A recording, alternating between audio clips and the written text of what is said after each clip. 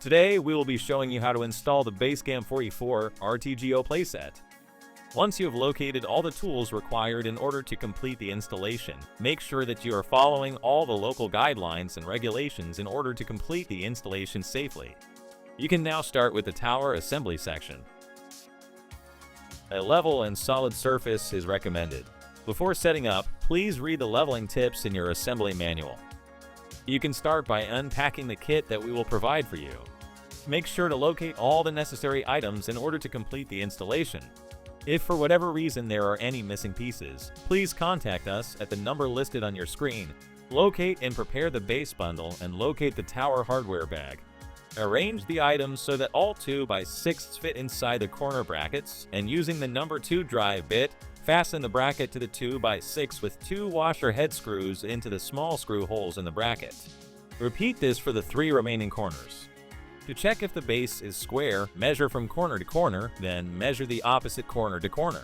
Locate the post bundle number 1 and 2 and note the holes in each post. Each post will be oriented so the pre-drilled holes are facing outward. Note which side you want to be the front of the tower. The top holes should only be on the right and left sides of the tower facing outwards. The same process goes for the back of the tower. Press the bottom of the 4x4 post against the inside corner of the base. Fasten the 4x4 post to the 2x6 using 4 9/16 inch by 4 inch lags and 3/8 inch washers. You may need to push the post to get it level. Repeat this process for the 3 remaining posts. Locate the floor bundle and begin by prepping one of the 48 inch 2x6s with legs and washers in each pre-drilled hole. Once prepped, align the 4 9/16 inch by 4 inch lags and 3/8 inch washers with the pre-drilled holes on the post and drill in. Locate the 2 remaining 44 inch 2x6s and place them into the open ends of the brackets you just installed, and make sure the joist holders are on the inside with the opening facing up. Place the final 48 inch 2x6 on the final side of the tower and fit the corner brackets over the front and back 2x6s. Fasten them to the posts using the same hardware you used on the other posts. Using the number 2 drive bit, finish fastening the brackets into the 2x6s with 3 washer head screws on the top, middle, and bottom. Lastly, place the joists on the joist hangers. You can now move on to the floor assembly section. Locate and prepare the floorboard bundle and the floor hardware bag. Place 3 of the floorboards labeled F2 perpendicular from the joists below them. Place the floorboard labeled F1 in the middle of the tower, followed by the remaining F2 floorboards. Lastly, place the floorboards labeled F3 on the outside edges of the tower and note that the corner holes should be on the outside of the tower as shown in the manual. Using the number 2 drive bit, drill 1 polybuster screw into a pre-punched corner hole. Drill the remaining screws into the pre-punched holes on all remaining floorboards. Each hole will line up with the joists and baseboards underneath. Locate the corner seat bundle. Place the item labeled G on the bottom 2x6s in the inside of the 4x4 posts. The edges will line up with the edges of the 2x6s. Using the same method as the floorboards, fasten G to the 2x6s by drilling 4 polybuster screws into the pre-punched holes. Repeat this step on the opposite corner of the tower. You can now move on to the railing and poly slat assembly section. Locate the railing bundle and begin by prepping one of the 48 inch 2x6s with legs and washers in each pre-drilled hole. Once prepped, align the 4 9/16 inch by 4 inch lags and 3/8 inch washers with the pre-drilled holes on the post and drill in. Place items labeled B2 and B3 in the open ends of the corner brackets. Make sure the swing beam holes on B3 are towards the top. Drill into the corner brackets to install these using the same hardware you used on the previous step. Place the final A1 on the back side of the tower, fitting the corner brackets over the 2x6 and fasten it using the same hardware. Finish fastening the remaining sides to the 4x4 posts. Using the number 2 drive bit, finish fastening the brackets into the 2x6s with 3 washer head screws on the top, middle, and bottom. Locate and prepare the poly slat bundle and the poly slats hardware bag. Using the number 2 square drive bit, drill 2 inch washer head screws into the poly slat boards on each side in the pre-punched holes just enough so it is barely protruding through the other side. Starting on the side with the swing beam holes, place the poly slat spacer flush with the bottom of the 2x6 board and center it on the board. one by one, install the bottom of each of the 8 poly slats. Once finished, move the spacer up and install the tops. Move on to the front of the tower and install 2 slats on each side, leaving an opening in the middle. Repeat this process for the front of the tower for the remaining sides. You can now move on to the ladder assembly section. Place the ladder on the back of the tower with the bottom of the ladder touching the ground and the top of the ladder aligned with the tower deck and centered on the tower. Using the 2 square drive bit, drill 6 2-inch washer head screws through the pre-punched holes on the ladder into the tower 2x6. Using 2 1/2 inch by 1.5 inch lags and 5/16 inch washers, fasten the top of the handrail into the tower railing. Using 1 1/2 inch by 1.5 inch lag and 5/16 inch washers, fasten the handrail channel through the outer edge of the ladder. You can now move on to the swing frame assembly section. Locate the swing beam and swing frame bundles along with the hardware bag and the swing support bundle. Place the item labeled J on the ground with the holes facing up.